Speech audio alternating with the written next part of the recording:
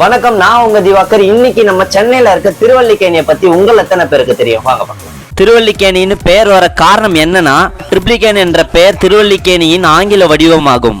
தமிழில் புனித லில்லி குளம் என்பதிலிருந்து உருவானது திருவல்லிக்கேணி. இந்த புனித லில்லி குளம் பார்த்தசாரதி கோயிலுக்கு முன்னால் உள்ள குளத்தை குறிக்கிறது. இந்த பகுதியில் 6ஆம் நூற்றாண்டில் அல்லி மலர் குளங்களும் துளசி செடிகளும் அதிகமாக காணப்பட்டதால் இப்பெயர் வர காரணம் என்று கூறப்படுகிறது. உலகின் 2வது மிக நீளமான நகர்ப்புற கடற்கரை என அழைக்கப்படுற மெரினா கடற்கரை 13 கிலோமீட்டர் நீளம் கொண்ட இந்த கடற்கரை தமிழ்நாட்டின் மிக பிரபலமான சுற்றுலா தலமாக விளங்குது. இதை சுற்றி விவேகானந்தர் இல்லம், கலங்கரை விளக்கம், எழிலகம், அண்ணா நினைவிடம், எம்ஜிஆர் நினைவிடம், ஜெயலலிதா நினைவிடம், கருணாநிதி நினைவகம்னு பல சுற்றுலா தலங்கள் உள்ளன. அதைத் தொடர்ந்து சென்ட்